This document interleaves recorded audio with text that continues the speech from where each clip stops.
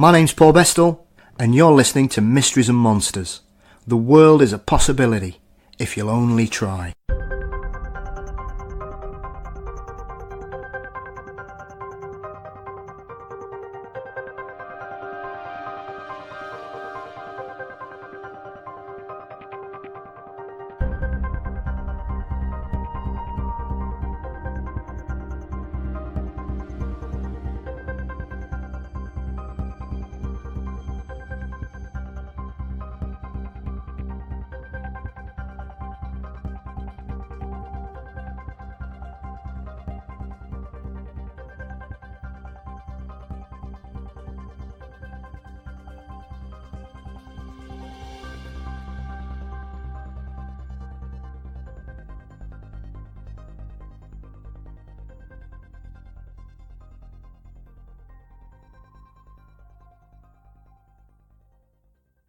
Welcome back to Mysteries and Monsters.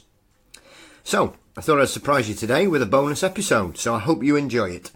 I'm joined today by Romanian author D Farcas. Dan has had a long interest in ufology, and he's authored over 30 books, with 2 translated into English: UFOs over Romania, and his latest book, which we discuss in our interview, Hypercivilizations. Dan looks at the possibilities of life in the far-flung corners of the universe and the potential to evolve into a hyper-civilization. The book covers the chances of such situations occurring, UFOs, abductions, religion, spirituality, folk tales and myths, and offers us tantalising possibilities of what could possibly happen. It's a fascinating essay on a myriad of opportunities, done in a very analytical manner, thanks to Dan's background in mathematics. It's an excellent book with arguments both for and against such probabilities. So before we dive into our chat, once more I just want to say thank you again for the very kind comments and feedback we've received in the last few days. It still humbles me to receive such comments praising me and the show, but at the end of the day, it's the guests that make the show what it is. My only regret is that I didn't take the plunge sooner into podcasting, but there's no point looking backwards. And with that in mind, we'll be dropping another episode this Monday, the 3rd of June, when I'm finally rejoined by Seth Breedlove to discuss his new Small Town Monsters film, Terror in the Skies. It's absolutely fantastic. I was very lucky enough to see it next week, but I don't want to talk about that too much because obviously you'll hear the interview on Monday. So don't forget to subscribe to us through Apple Podcasts, Stitcher or whatever podcast app you use, and please rate and review us so we can continue to grow. Thanks to you guys. You can also find us on Facebook, Twitter, Instagram and YouTube, and you can also support us on Patreon for just $1 a month. Now, it's time to join D Farcas to discuss his book, Hypercivilizations. My guest today is author D Farcas. Dan has written over 30 books, among them UFOs over Romania. In his latest book, Hypercivilizations, an answer to ET contacts on Earth, Dan discusses the challenges of science, religion and history to grapple with the complex questions of UFO sightings and interactions, and puts forward conclusions for a variety of scenarios and theories. Dan, thank you for joining me today. Mulțumesc pentru timpul acordat. Oh, it's a pleasure for me. Thank you. So, you've a long history of writing books in Romania, Yes, Dan? but in Romanian, not in Yes. English. So, is this the first book that you've written that's been translated into English? It's the second book, Hypercivilizations. Yes. The first was UFOs over Romania. And when did that come out? In 2016. Ah, very good. Very Yes. good. So, And also with Philip Mentor. yes. Well, Philip's a very It's the kind same- man. The same publisher. Yes, Flying Disc Press. Yes. Brilliant. I shall look for a copy, Dan, because it sounds really interesting. So, I've read the book, and I was deeply impressed with it. I found it very well written, articulate, and challenging. What made you discuss the subject in that matter? So it's a synthesis of many other works. So I am involved in a low level in Romania in the UFO business since early 80s. But I was interested only to spread the news about UFOs, abductions, and so on in the Romanian environment. Yes. And so I am well accustomed with all that neighborhood around UFOs. I started with an article. It is an interesting thing. It was late 70s. An article, why are silent the extraterrestrial civilizations? Because my background is in mathematics, physics, and computers. Yes. But and I have even a doctor's degree in mathematics and, let's say, computers. Yeah. Making in the faculty mathematics, I had practice also in astronomy. So I know very well what the universe is, how it is composed, theories about the universe, and so on. And if you have an idea about this, it's impossible to not put yourself the question if there is other civilizations in the cosmos or not. And I made my own calculations, of course, keeping into account the, what was in the literature, and the result was that there are some civilizations in our galaxy, not too many, but the universe, in the universe, there are at least 150 billion similar galaxies. Yes. So if my calculations were exaggerated, too optimistic, it's so huge place for other civilizations in our universe that it's impossible to be alone. And that was what was the first idea. The second was that in our, the second was linked with time. Yes. So if we accept, it's also a theory, if we accept that the universe was born through this Big Bang 13.8 billion years ago, that means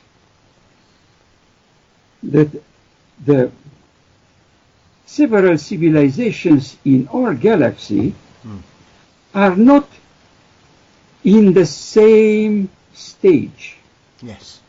They were born apart from each other with tens or hundreds of million years. So not thousands of years difference, but maybe hundreds of million years. That is a huge difference in our or science fiction, for example, or in SETI approach. It's like an axiom that we should meet another civilization more or less of the same level as we are. Yes. And my first point was to discover this is almost impossible. So in our galaxy and maybe many galaxies around us is no civilization on the same level. Same level means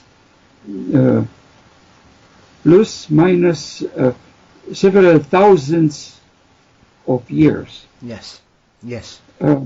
It's impossible to find such a civilization, particularly civilizations using for communications radio. To give you an example about SETI searches.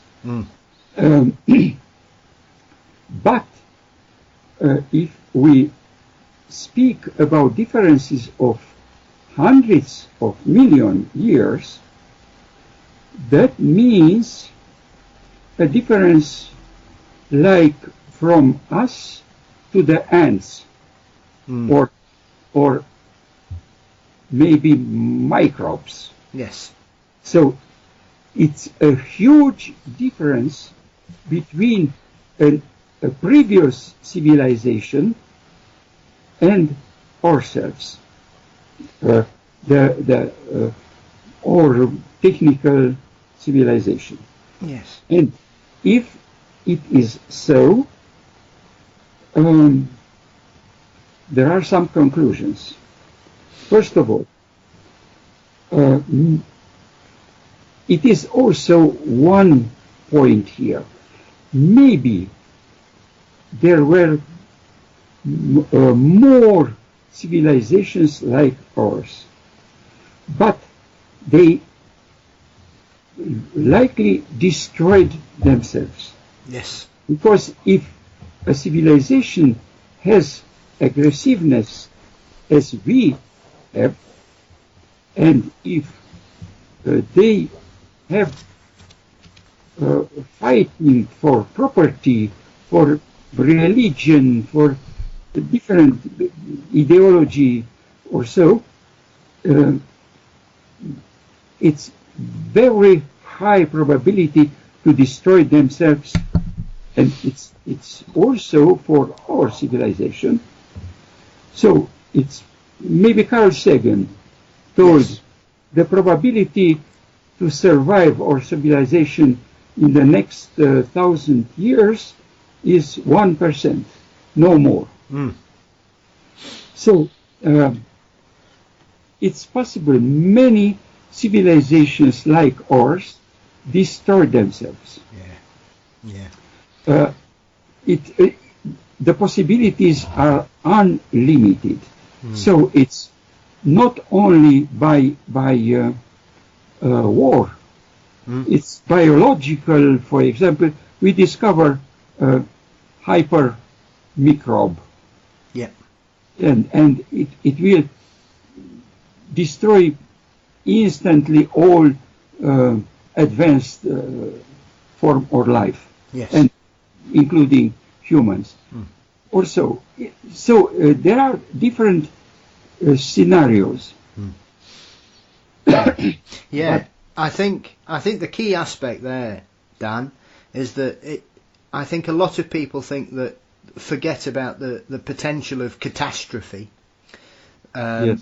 You know, as you refer to there in regards to war, but you know, we've also got disease. There is, you know, there are volatile planets. You know, we could see massive volcanic eruptions that could cause the end of civilization. It's very interesting. If you use probability, the probability to be destroyed by a natural catastrophe is much less than to destroy ourselves. Yes. It's of course there is a possibility to be destroyed by a natural catastrophe, but it's the probability is very low, yes. But it's very high to destroy ourselves as the things look now. Yeah, very much. Do you think that probability has increased over the last 100 years? Yes, of course, and it will increase because we discovered nuclear bombs and so in the 20th century. Yeah. But nobody is thinking that we will discover in the 21st, 22nd century much more destroying weapons. Yes. Maybe to torn apart all the earth. Yeah. Terraforming, for example. Yes. No, to destroy. No, but that's what I mean. To make Earth to be exploding. Yes. But I'm not everything. Yeah, yes. Absolutely. I mean, I think that would be, as we've seen over the last 70 years, the gradual development of that kind of weaponry. And it will be destroyed not by in a clever, so-called clever war, but maybe by one crazy person who has access to a button. Yes. It could be also in such way, or by a religious fanatic saying it's no problem if all mankind disappears because God will choose the right from the evil. Yes. And thinks that this kind of thinking is spreading. Yes. And this is the problem. Yes. I think there's an interesting point that you make in the book, that at this moment in time on Earth there are at least 150 religions with more than 1 million followers. Yes. So they can't all be right and they can't all be wrong. So whose answer? That's the problem. Each of them is convinced that it and only it has the final answers, final truth. Yes. This is one of the big problems. So if we have this scenario, maybe there is a 1% surviving civilizations. If a civilization find the way to understand each other, yes, and to become a civilization of peace and of love, yes, and so maybe can survive, and it will evolve in the future and transform itself in something very different from what we are now. Maybe in something spiritual, maybe in something immortal, I don't know, but the evolution in the next, not thousands of years, but millions of years, it's impossible to be imagined by us. Yes. But they would be transformed in something completely different. We cannot imagine. And I named such a surviving civilizations after hundreds of millions of years of surviving hyper civilization. Yes. If you ask me what is exactly a hyper civilization, I cannot say you, because we cannot imagine what it would be. Yeah. I mean, do you oh, sorry, go on, Dan. Yes, it should, and it almost must exist around us. Yes. I mean, do you think that perhaps that is sometimes the problem we have when we look for life scientifically, as you refer to SETI, using radio transmissions to search for life, that we are limited by our knowledge and our understanding of what life is on Earth? We are always limited. It was maybe Haldane, it was a biologist, he told that the universe is not only stranger than we imagine, it's stranger than we can imagine. Yes, very true. So, and we have sometimes the impression we understand things, but this is a limited understanding. Yes. The very truth are beyond us. Yeah, I mean, do you think in that aspect then, Dan, that science has become, in some disciplines, as dogmatic as some religions are? Yes, and many scientists and philosophers of science told this, that for example Thomas Kuhn, yes, and Popper, and so we must understand that we should open toward many other means of science. The science is very good, and it's the best we have, but it put some conditions. For example, all skeptics to see the phenomenon and to have the phenomenon in a laboratory to make experiments and maybe measurements.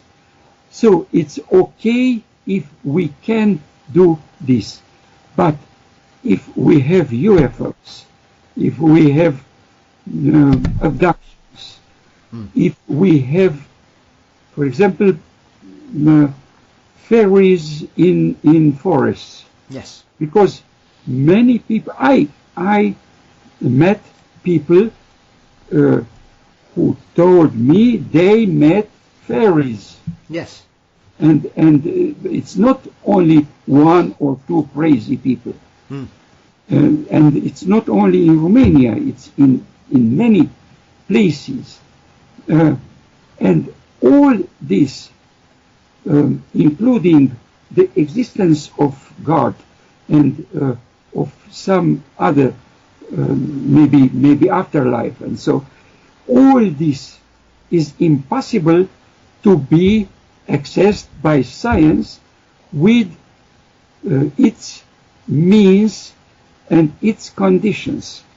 So if we want to learn more about such things, paranormal or even religious and so, folkloric, traditional and so, we must open more the scientific methods.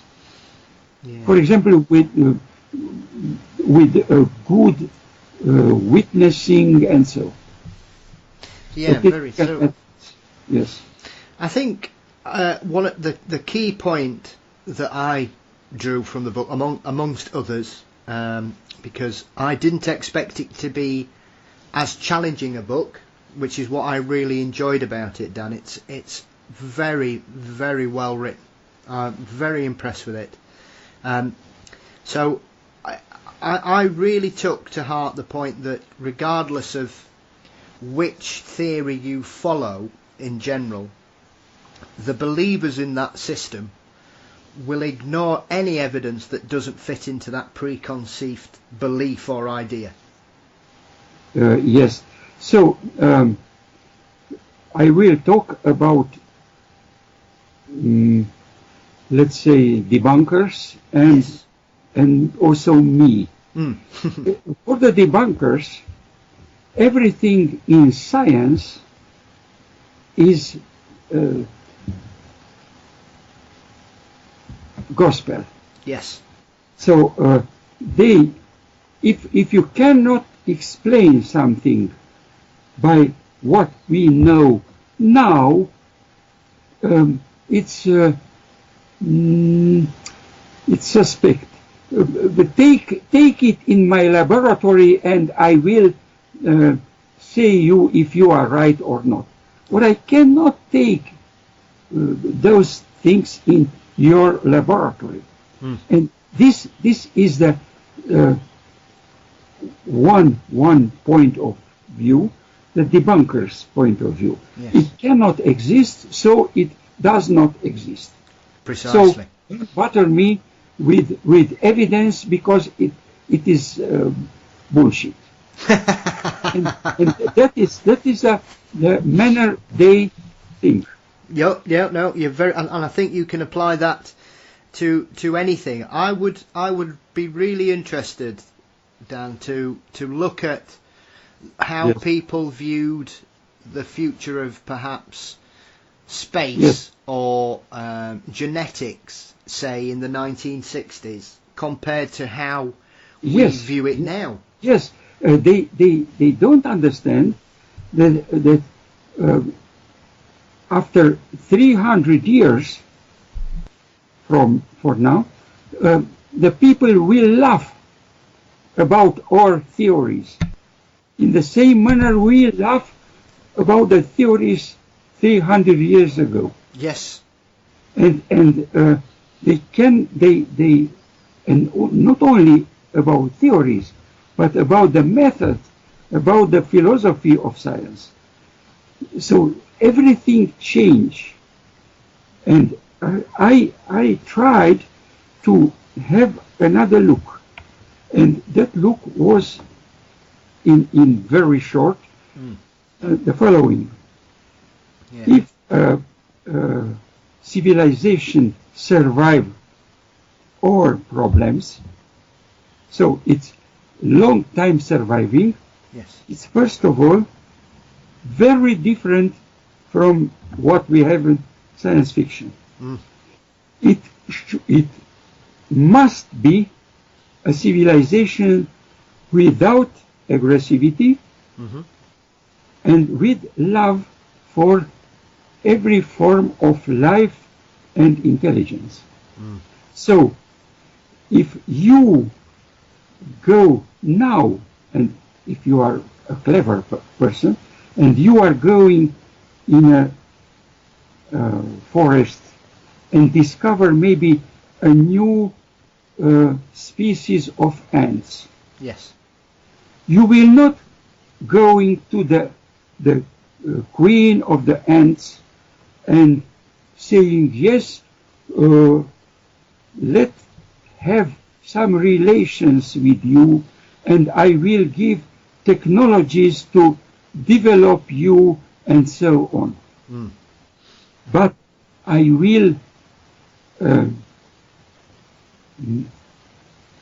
make everything to preserve this and to follow how they evolve. Maybe I will take some ants and examine them, and maybe we'll send them back with a monitoring device to learn more about how this anthill works. Yes. And I have no intention to invade the anthill or to destroy or things like this, to make maybe slaves from the ants, because I like so much life that I cannot do things like this. And there is a slight movement in ecology. 100 years ago, it was a great thing to hunt animals in the jungle and so. Yes. Now it's almost forbidden. And also you can do everything with your dogs and cats. Now it's almost forbidden to treat badly your dog. Yes. And so there is an evolution toward this kind of approach. Yes, very much so. And the hyper-civilization will, this is a theory, of course, will wait to see what we are doing here. What we are doing, because we are not ants. No. It's very important. We are a potential future hyper-civilization.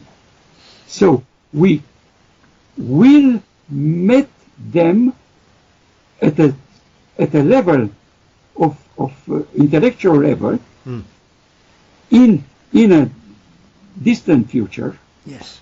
So they are interested in what we are doing and what are our specificity, and they are very interested to not destroy this specificity. If, for example, if you go in Papua New Guinea and you have a tribe and move this tribe in center of New York, this tribe will survive, but they will survive as zombies because they will understand, but not too much. Yes. And also they had a certain understanding of their environment, which will be completely lost. Yes. So this is why higher civilization, like let's say the hyper civilization, will not interfere with us only in very discreet manner. Yes, very true. I think we can only look at the tribes of the Amazon, Dan. Yes. Who for me, I find it quite disturbing that there are certain scientists who feel that they have a right to drag these tribes out into the modern world. And I don't understand that on a moral level, because these people, as you refer to there, they have a society and a culture that has developed their I wouldn't say limited, but they have a knowledge base that Yes, for and them is it's everything. different. Yes. It's different from ours. Precisely. And if we destroy this very small civilization, we will destroy some ways to see the reality. And we need some alternative ways to see reality. Absolutely. I think, if anything, what we've seen over the last, 600 years, as people began to travel the globe, I have yet, and you can point this finger at any culture really, I have yet to see anything where someone has turned up in a different continent and it has turned out well. We had the luck to have at least two civilizations which were strong enough to give back us something. Yes. It's Chinese and Hindi civilization. And they understand, for example, human body completely differently as we understood in Europe before. And I wonder if we did not destroy the Aztec, the Inca civilizations. Yes. Maybe they, if they had several centuries to evolve before the contact, maybe they would have also some new viewpoints about human body and many other things. Yes. For example, we wonder now about the Maya. They understood in a different way many things, and why not? Yes. Yeah, absolutely. And I think we could look back in history at all the great civilizations, or perhaps even the lost civilizations, such as the Incas, the Aztecs, the Maya, the Babylonians, the Egyptians, Mesopotamians. I mean, these were very self-contained cultures that had completely developed an entirely unique system based on their experiences. So we inherited the Babylonian and Egyptian civilization, not everything, but some pieces. The all Jewish and other civilizations. Yes. But it's we have not the final toolbox of possibilities to see the reality. In this toolbox, we can add many other, and this could be why we are not contacted directly, only in a very discreet way, and why somebody around us don't give us their technologies. This is another problem also.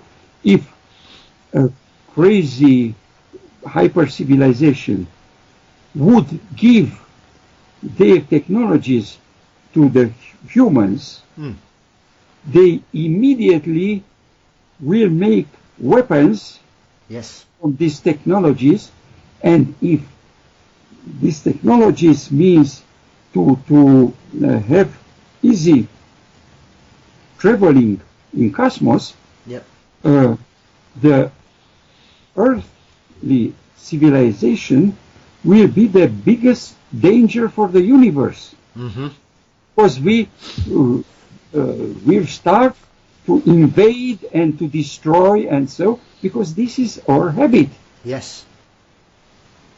And yes, sadly. So it's I think logically, it should be an embargo on transferring information to us.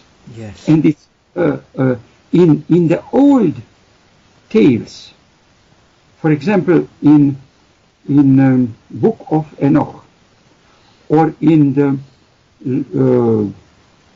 myth of Prometheus. Yes.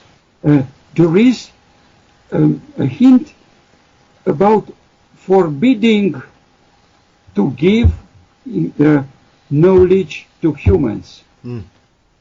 Maybe this is because it was a contact, Yep. and it was also the interdiction to continue to give information to humans. Yeah. Yeah. In the older times. Absolutely. I think there's a very interesting part of the book where you talk about the chance of contact being at a specific time in history, and I think that's something that a lot of people don't comprehend in regards to. We assume that someone must want to come now to see Earth now, but we don't know that they turned up 100 million years ago, because if they were so far advanced, there is nothing to suggest that they've already been and gone, oh, there's nothing much here, and left us. Yes, maybe they discovered hundreds of million years ago how to travel through cosmos. In certain form. I don't imagine how. Yes. But it will be possible. And they discovered that Earth was a promising place. And they installed themselves around Earth, maybe beneath the Earth, and monitoring only how we evolve. Yes. So maybe they picked up some individuals from different species, and moved them in some other places. We don't understand where. And it is logically possible that there are some different places where people was abducted for forever, not with coming back, and living in those places and having families, and also to make maybe some new races or species of humans and of animals. Yes. And why not sometimes sending them back to the Earth? You are interested, as I understand, in monsters. Yes, I am indeed. So one of ideas is that Bigfoot does not exist on Earth, but it exists on some special places, in some small reservations outside Earth. And they come with UFOs or other manners here on Earth, only to show them and to go back. And it could be also with other kind of animals. Yes, very true. I think so. It's not my hypothesis. It's discussed about. It is. I think when you open your mind up to the potentials and possibilities, when you look at this scientifically and evolutionarily, Dan, I think, as we've referred to earlier, a lot of people tend to go, well, this is what I think, therefore I will only follow that line of inquiry. They don't consider the potential or possibility of strands running alongside or intersecting throughout history or time. So, if I understand you, it is this hyper civilizations. It is a theory, yes, as all theories on the world. A theory is not the ultimate truth. Yes, it's a vision about how could be the things. Yes, and also the philosophy of science put condition. Yes, If you have a theory, please show me some facts explained by your theory, and maybe not explained by other theories, to accept that your theory is an interesting one. Yes. So I introduced in my book 5 types of facts, which can be explained easily with this theory of hyper-civilizations, but are difficult to accept with the traditional worldview. So the first is UFOs. Yes. UFOs are real. You know about this article in New York Times in December 2017. Yes, absolutely. Leslie Kean's article. Yes, and also that there are a huge amount of military records about UFOs and a huge amount of military problems. Yes. Because the military, and I know I have my own sources. I know in China is the same problem. They are desperate to understand what that is, and in Russia also what that is. So UFOs exist. This is one kind of facts. Yes. The second is abductions. I was convinced by, for example, by that conference in 1992 at the Massachusetts Institute of Technology, and they had 2,000 cases. Yeah. And what and many professors, academics around. I had a very much respect for John Mack, for example, professor at Harvard Medical School, and they examined the cases, and they were astonished that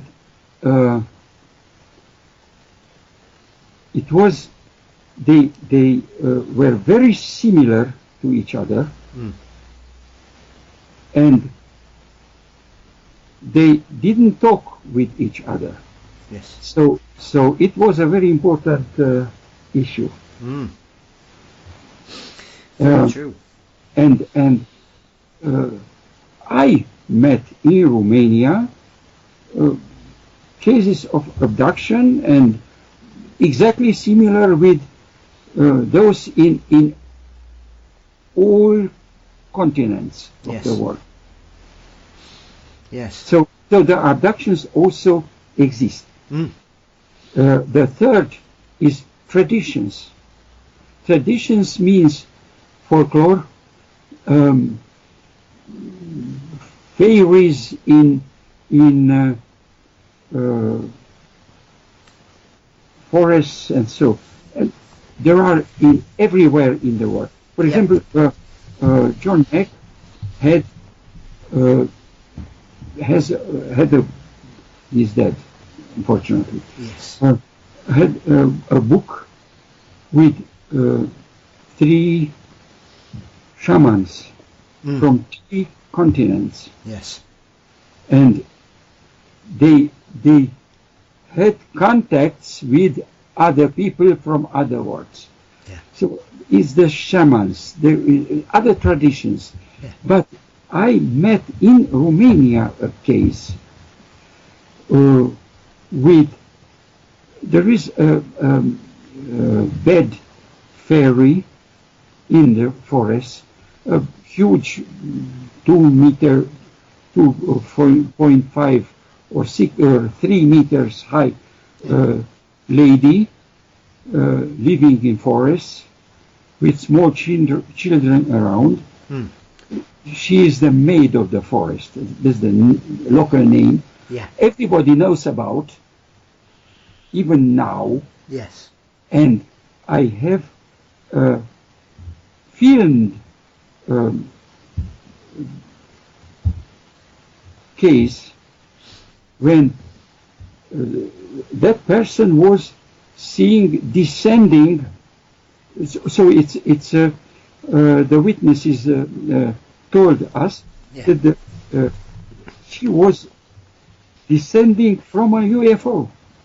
So the connection between the UFOs and these traditions like fairy tales and so, fairy tales with other realms when the time is different and you cannot come back, because if you want to come back you will die, and so it's everywhere about. So it's also a third fact, let's see, for the civilizations. The fourth is religions. Yes. All religions speak about some power above us, intervening with lights, coming, making some rules and so, and going back and making magics and so. Yes. This is all. And also fifth is a lot of paranormal facts. I enjoy the idea the reader will discover, because it's linked with Akasha. Yes. And in Akasha, I think hyper civilizations included some information. For example, information about to warn us to be less aggressive, because we destroy world, and these apocalyptic messages, they are coming from a certain place, and this place could be, for example, similar with Akasha. So general, this is also with some examples which we can introduce in as facts that hyper civilizations are around us. and making some magics. And we will not recognize those facts because we are culturally blind. This blindness is also discussed in the book. Yes. This is psychologically recognized. If you are raised in a certain worldview, Yep. will be impossible to accept some other views which are outside yours. And this is why we don't. So finally, there are about extraterrestrials. Yes. There are two extraterrestrial hypotheses. The primitive one, which is the SETI, the science fiction, they should land on the lawn of White House and so, or invade us, invaders and Yes. yes. This is the primitive, and this is we believe in, and completely different is the hypothesis of hyper-civilizations, which can explain the facts I included, like UFOs, abductions, and so on. Yeah. I think there is often, for me, in that kind of thought, Dan, a kind of arrogance that we assume that any other civilization outside of this earth would naturally want to come here. And I've always been surprised, even so, that we consider ourselves, even at this tiny juncture in time in our evolution, that we consider ourselves probably far more important to the universe than perhaps we actually are. Yes. I think in this hypothesis of hyper-civilizations, that the hyper-civilizations consider us a very important new comer, but we are not matured. Yes. We are not mature enough to. They expect and they wait us to be mature, to maturize. Yeah. Yeah. And I included in that in the final part of the book two conditions I suppose to be a mature civilization. The first is to understand each individual on earth, understand that more important than wealth and possession and even sex and pleasures, Yes. more important is to help and to love the beauty of human spirit. So to love in each human his spirit, his realizations. It's very interesting. An actor told why the extraterrestrials are coming here. Because they like what we did, what music did, made Bach, and Beethoven, what art made Michelangelo, and so. So they love all spiritual achievements, and they want every people put on first place the love for this, because if will be so, nobody will destroy, for example, statue of Buddha only because some religious so-so. Yes. And so everything which is made by the human spirit must be more important than everything. And for this must have a second condition.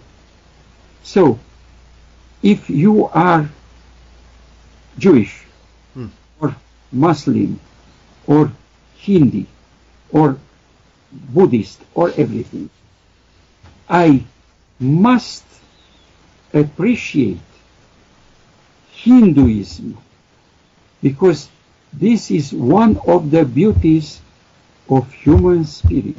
Yes. I must love Muslim Quran and so. Yes. Because even they contradict each other. And for this I should accept that nobody has ultimate truth, and this is an idea, very complicated one, but it's described in the book. I must try to think in a pluralistic way, accepting Christianism along with Hinduism, along with Muslim religion and so, and along with atheism, why not? And trying to find the path to the higher powers through all of them simultaneously in the same time. This is very important.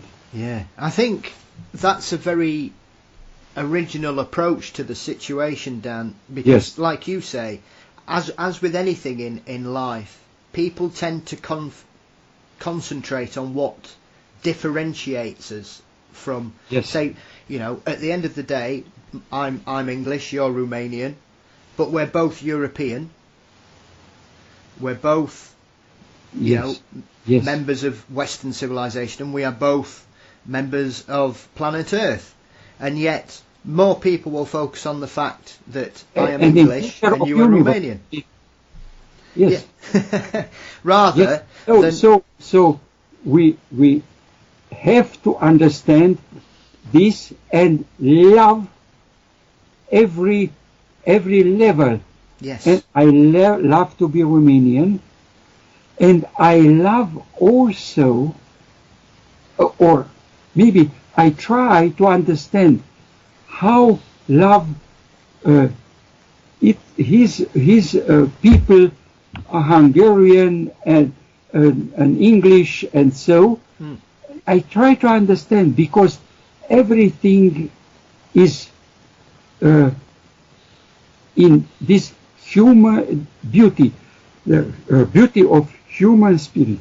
Yes, very true. And I think that approach that you refer to in one of the chapters is looking at everything collectively rather than the individuality of each of those, because they are essentially belief systems, be you a Hindu, a Muslim, Jewish, Christian, atheist, regardless, it is your belief.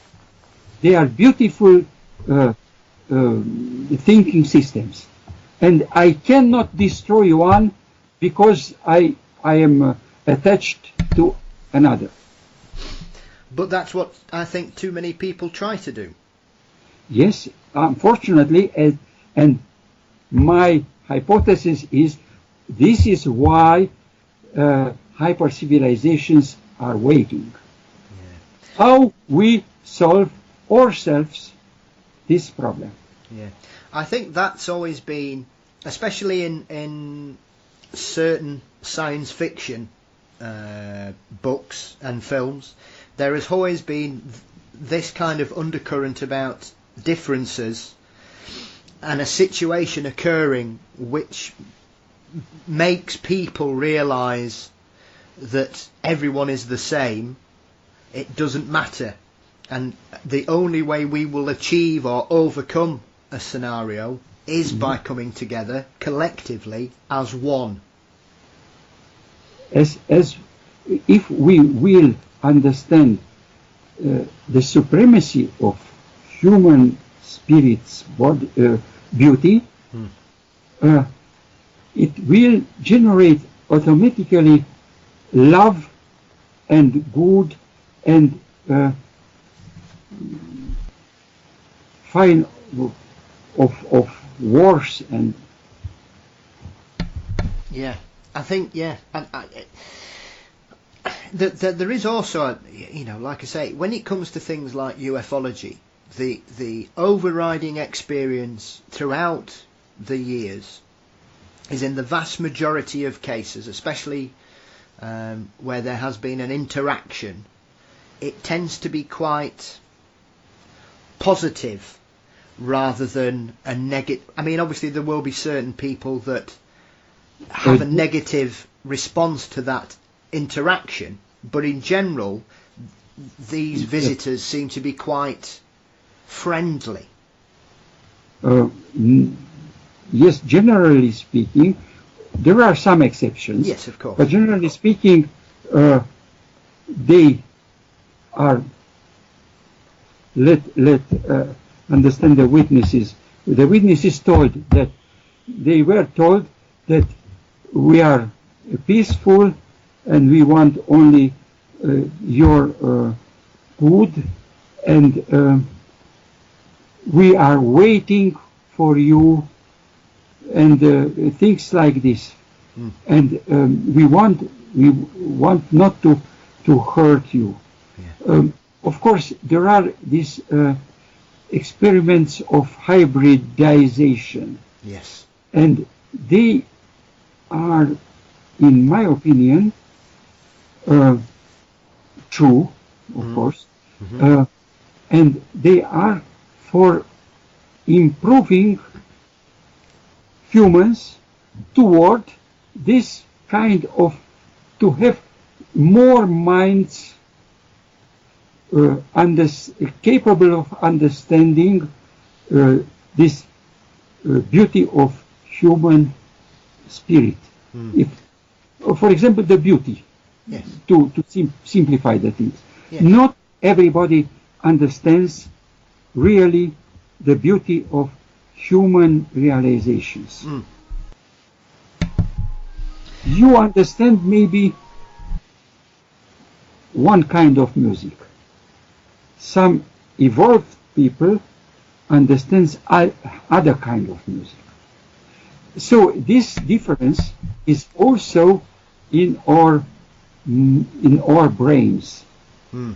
So making interventions could produce, for example, people to appreciate more the beauty and, of course, the beauty of human achievements, the beauty of human spirit, and so on.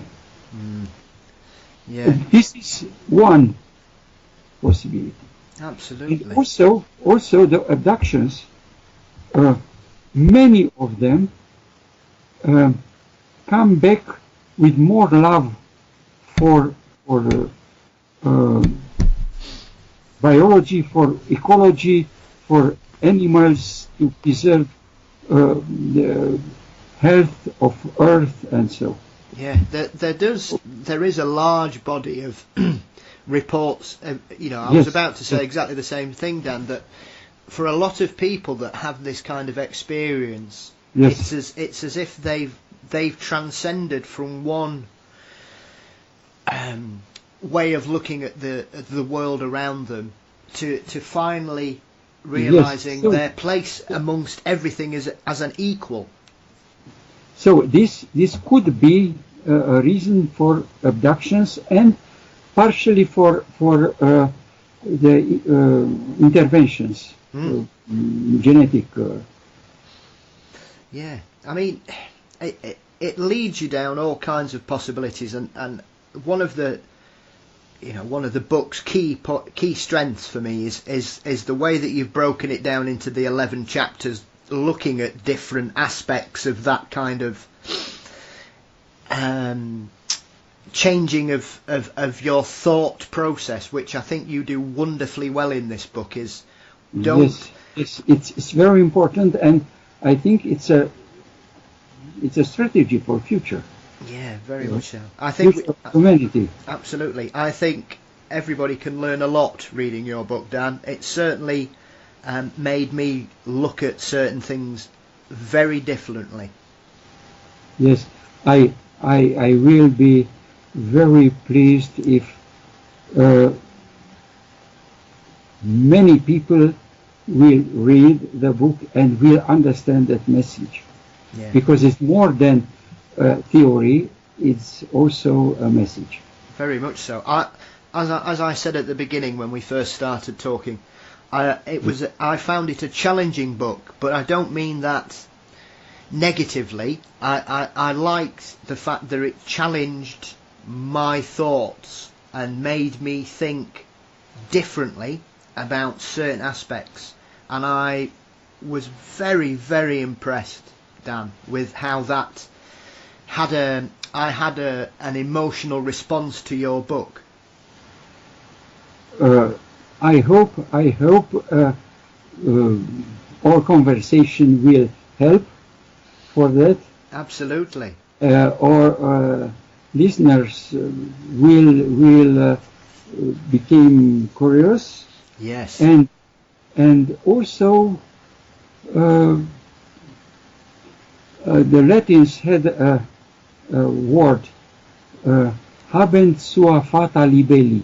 That means each book has its fate. So maybe the fate of this book will be to open some understandings in the readers. Absolutely. Well, I can't praise the book enough. I really, really think it's a great book, Dan, and you should be very, very proud of it. Thank you. So, what's next for you? Have you got another book lined up? What are you planning on doing next, Dan? So for me it's not very easy to write in English because I don't master the English language, which is a great language, and I was frustrated sometimes that I cannot express in a very colorful way my ideas. But I hope I am now waiting which will be the answer of the readers for that book. Absolutely. And my attitude will be after. If this book will have a very good fate, then maybe I will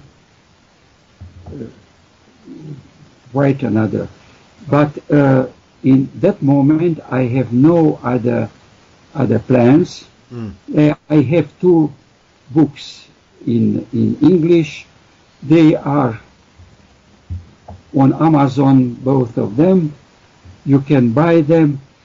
So they are complementary because this UFOs over Romania had plenty of cases from Romania, from all these kind of UFO and connected issues. Yes. And I think they are interesting to be read both. Absolutely. So I am waiting which is the result of this. Brilliant. Well, listen, I will certainly get myself a copy of your book about UFOs over Romania. It's something I've always been kind of interested in, especially as we both grew up on opposite sides of the Iron Curtain. Yes, Because I don't think there's hardly anything enough about ufology or UFOs during that Cold War period, other than from Russia. So there isn't much writings about Czechoslovakia, Hungary, Romania, and those kinds of places, Dan. So I'm really looking forward to getting a hold of that, because that's something I would be really interested in. So I'd look forward to that too.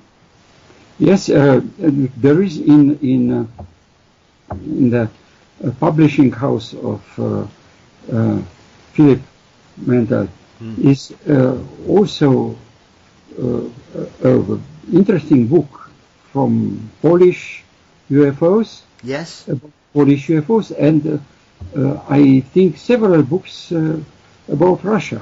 Yes. No. Brilliant. So, Dan, I just want to say thank you so much for your time today. It's been lovely to speak to you. Yes, it was a pleasure for me also. And like I say, once again, I love the book. I wish you the very best of success with it. And continue to do what you do. All the very best, my friend. Thank you, and good luck for you too. Thank you. La rivedere. La rivedere. Bye bye. Bye bye.